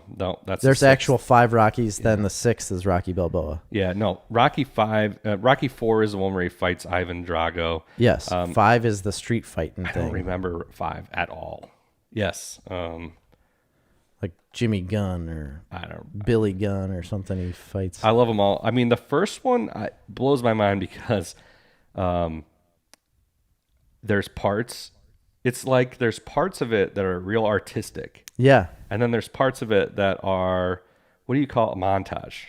It's all, there's a lot of montage in all of them. But come on. That's like the original montage movie. That's what created the montage. It's the true underdog story. I should say it's a great underdog story. I don't want to downplay Rudy or anything like right. that. Well, but, right. Rocky, I will watch it anytime. I own it all, the whole box set of all of it. And let's get real. Everybody has at least seen some part of Rocky. Everybody knows it. Everybody knows the song. Everybody knows him running up the stairs. Everybody knows like the, "Hey, Adrian, I did it." Everybody knows that. Everybody knows the Lipton iced tea commercial. Absolutely. Lipton iced tea was huge with Rocky in it, which is so strange to think about. Like, that was a real commercial. Yeah. Why were they doing claymation too, right? Yeah. Everybody knows Rocky. It has like solidified its place as one of the greatest sports movies of all time, whether it's yours or not. I don't care. It's on everyone's list because it did something that nobody expected. When Rocky originally came out, like, Sylvester Stallone just did this like on his own, and wrote it, and everybody's like, "Oh, you're gonna try to do this boxing movie?" He's this got is really a great strange. story. I've listened to him tell this story like on Howard Stern or something, and nobody wanted it. No, It was the same thing with First Blood too. Like, right. he had to make those movies. Yes, he got that done on his own. It's crazy, and they made him a superstar. Yeah, and it changed the sports world, of what was possible for a movie. Nobody was making that type of boxing movie at the time, and it's awesome. It's absolutely awesome. If you don't have it in your top 10, you're wrong. Yeah. At least in your top 10. I'm not saying you have to have it at number one. I was always going to put it at my number one. Apparently you did as well, obviously, and I believe it should be there. There was no question for me. Yeah, I had it written That was down. my first one. Yeah, me too. So anyway, that's our top 10. Agree or disagree? We'd love to hear your thoughts. I mean, obviously, we'll do a honorable mention sometime for Patreon, maybe not tonight. Yeah. There's a bunch more. I had 20 movies on my list. So obviously, everybody's going to yell and say, "You didn't put Sandlot on your list." Right. Or "You didn't put Mighty Ducks." But listen to our, if you want to listen to our honorable mentions, go to patreon.com/snarfcomics, pay $5 a month, and you can get bonus podcasts, and we'll do our honorable mention, and it's a hell of a list. Honestly, my second 10, my 10 to 20, are all amazing movies. Sports movies. I'll tell you what, I think this is a record for us at having the most different movies. We barely had any of the same. We had two. Two, that's it. Rocky and Bull Durham. Yeah. Those are the only two movies we had that were the same. So there are 16 distinct movies between the two of us that we didn't match up, and that's rare. And I got 10 more, and my next 10 were none of the ones that you said. Really? I have another 10 more. A couple of them were what you said. Literally, A League of Their Own was on my next 10. But oh, really? David said, "I've never seen a Rocky movie nor a Godfather movie." What? I don't know what's wrong with you. First, do The Godfather. Do that first. Yes. Something is broken in you, son. You need to watch the Godfather movies. Don't put this stuff off or try to be uppity about it. Okay? Like, don't try to be the guy that says, "Oh, no, I'm not going to, everybody else likes it. I'm not going to." Stop that. Yeah. Get rid of that out of your, go watch. You don't sleep. Just watch the movies. If you don't want to go back and watch the Rocky movies, at least watch the Creed movies. I mean, no, you have to go back and watch the Rocky movies. That's silly. At least the first one. Kurt says, "I'm disappointed." Is he disappointed in us? I think he's disappointed in our list. Or is he I mean... No, they came too close together. It has to be the disappointment in David. No, he's disappointed in our list. I'd like to hear his top 10 then. Kurt, I would just type your top 10 out, put it in the comments, or text us something. But you got 2 minutes. We need you to do something. So that's our top 10. Agree or disagree, it is what it is. It is. We could do some quick what we're watching. Yeah, we got a solid 10 minutes. I won't even talk about Walking Dead. It's doing some things that are really interesting. But is it really? You're enjoying I'm enjoying it, yes. Ted Lasso is still going. We'll talk about that more as it goes on. Yeah, episode 5, I believe. It was kind of a whatever episode, I thought. But yeah. I went back, though, and watched the episode where Roy Kent came back. Yeah. Because I think I fell asleep or something towards the end of that. But once I went and watched it again, I was like, oh yeah, Yeah. this is what I want. That's I one loved of it. my fantasy team names is Roy fucking Kent. Is it really? Yeah. Nice. I like that. And my other league is Diamond Dogs. The Diamond Dogs. Oh, I gotta do that. All right. I watched 2 new shows. I'm watching a new show. It's an old show, Okay. but it's an Amazon original called Truth Seekers. And it is a Simon Pegg, Nick Frost show. I'm a huge fan of Simon Pegg and Nick Frost. Yep. They have done some of my favorite movies. I love Shaun of the Dead, Hot Fuzz. All of their movies I enjoy very much. And this is a series from them. Unfortunately, we'll not get a season 2. It didn't get picked up. Oh, wow. But it is, Nick Frost is a cable installer / paranormal. On the side, he has like a Investigator. YouTube channel, and he's like a paranoid.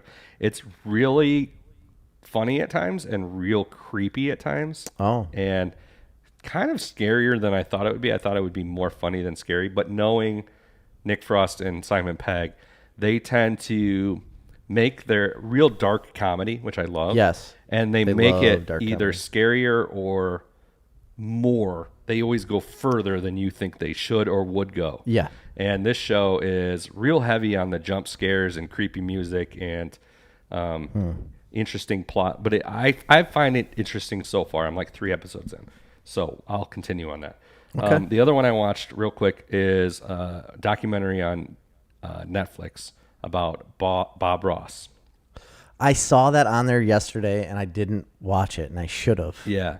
I can't comment one way or the other on it. So the positive I will say about it is I didn't know that much about Bob Ross, and they go in depth into him quite a bit. Now, this is a story more from his son's point of view about how their family, his name was stolen after his death by these business partners of his. Oh. And they done did him dirty. They done did him dirty. Yeah, and they're making a lot of money off his name and image still to this day because Bob Ross merchandise is still very popular. But Bob Ross also never sold any of his paintings, right? He kept his original paintings, and it was never sold. And then I don't know if his family didn't want to sell them anymore. Or, No, or you'll have to watch. They go through all of it. Okay. They talk about all of it. One thing that stood out to me was it seems like Bob Ross was as genuinely an awesome dude as you think he would be. Really? Yeah. Well, that's So good. It was interesting hearing that. Now, it was a tough sit for me because there's a big portion of this movie that goes really deep into his, diagnosis and with cancer and the whole situation. Through a lot of it struck very close to home. Yeah. And so that was difficult. In fact, I was talking to my sister about it, that I had watched it, and she was like, oh, I wanted to see that. Should I watch it? I'm like, I don't think you should watch it. Oh, really? Yeah. So there was some of that was a little. So it's not something I can recommend, but it was interesting enough. I think you would like it. I want to see it. Yeah, I but did want to see it. I don't know if generally it was a fairly well put together documentary that was kind of a downer, really. Oh, Yeah, that's sad. because it's a sad story. Right. It's just the story of his life, and Yeah. it's relatively sad, I guess, huh? Yeah. So anyway, that's it for me. And continues to be apparently for his family. Yeah. So real quick, we got more time than I thought we had. Yeah, we had 10 minutes. Chubbs gave us his list. Oh, he did. Sandlot, Major League. I put that on mine. Yeah. 8 Men Out, Rocky. So we had Rocky. Uh-huh. The Program, Miracle. We both had Miracle. He's got White Man Can't Jump. That's a great movie. Mm-hmm. For Love of the Game. It's a great movie. Yeah, it's fine. Tin Cup, I had. So listen. Blue Chips, he Blue said. Chips. It's a good one. I don't see Hoosiers on there. Rudy. No. These are popular movies. Yeah, why didn't you put that on there? So I don't think you can be too disappointed. A lot of them are ones that we did list. Right. And we will have some of those in our Honorable mentions. Yeah, go to patreon.com/snarfcomics and check out our honorable mentions. Jerry, do you have anything you've been watching recently? So there's just one other thing that I watched besides Ted Lasso, and it was, boy, did I make the wrong decision here. I was home with Graham yesterday because he was sick, and he fell asleep. So I was like, "Yep, I'm gonna watch something." And I went on Netflix because I hadn't been on there in a long time. I didn't want to see something new, you know. And I saw the Bob Ross thing. I was like, man, maybe I should watch this. Then I saw this other movie, and normally I don't click on these movies or watch them much anymore because I always feel like they've been a disappointment recently. Kind of generic. Yeah. Action-y movies. And that's what it was. So it's called SAS, Rise of the Black Swan. But reading the description and seeing a little bit of the trailer, I was like, maybe it'll be kind of neat. And I start it, and literally from the get-go, I start it and I kind of have high hopes. I'm thinking it's going to be okay, but it is just so generic, and just the production of it is not very good. It looks relatively cheap. But again, I had high hopes. There's Andy Serkis is in it. He's one of the main characters. And I thought if you can pull a name like Andy Serkis in there, maybe it'd be a little bit better. But no, it's not. Like, you could literally tell they had a grenade in one point that was strapped to this person's hand.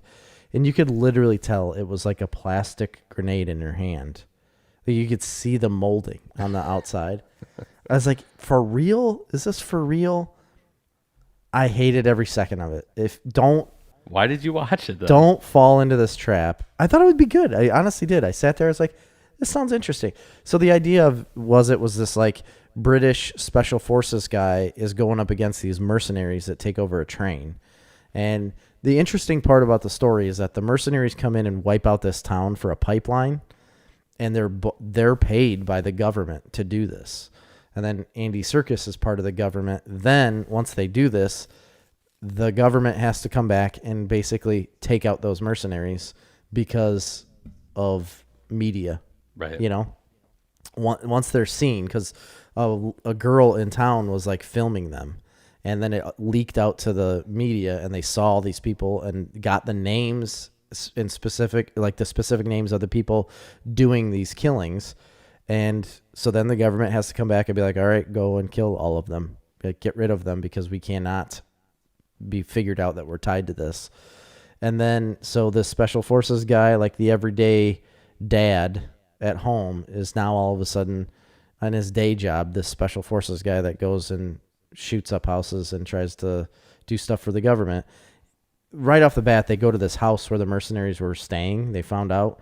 And he's literally wearing he left the house in a regular jacket and jeans, and he just walks up to the house. Everybody else comes busting out of like a SWAT vehicle with, you know, Kevlar helmets on, bulletproof vests. They've got all their stuff, and he's leading them. I'm like, why are you completely unprotected and just walking from home and just immediately going to bust down doors?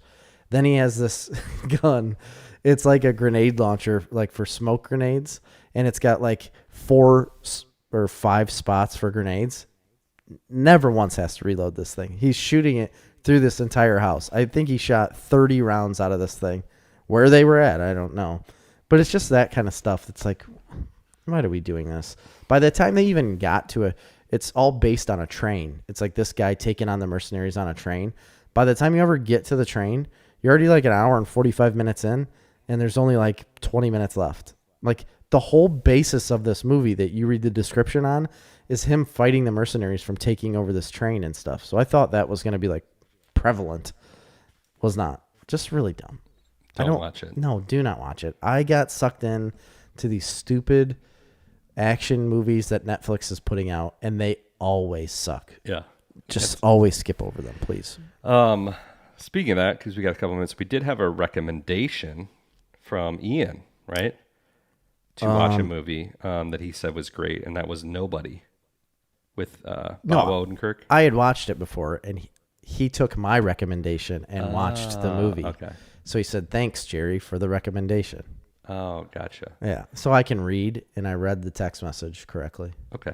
I thought he was saying thanks, Jerry, to you screwing up the sound and making it unlistenable for him. That could have been it too, but it was by my recommendation because I did watch the movie and gave a review on here about it, and then he went back and watched it. That's a fun watch. I like that movie. There's nothing below the surface there. Right. You know, it's just an action-y movie, but revenge type movie. Yeah. It's good. All just types of movies I generally have a hard time starting. It's not that I don't enjoy them. I just Yeah. have a hard time starting them. Right. I get it.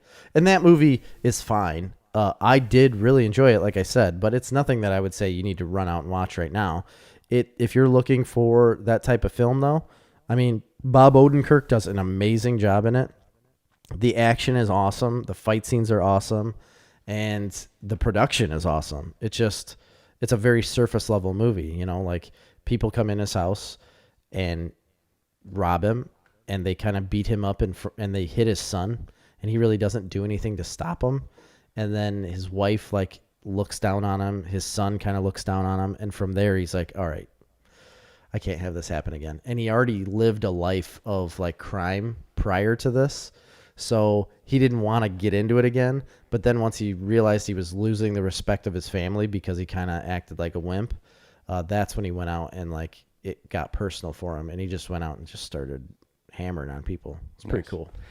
All right. Well, we've come to the end of our show. Check us out on patreon.com/snarfcomics. Like and share the podcast. Hit the share button right now. And that Please. Definitely helps us out. And check us out on Instagram, YouTube, anywhere where medias can be social. We're there. Twitter, YouTube, Facebook, Tweets. all them I'm places. going to work on putting together like a free guy review, and then I'm going to tweet at Ryan Reynolds and see if he'll... Perfect. He's very prevalent. He's very active. Yeah, he is very active with fans, especially. So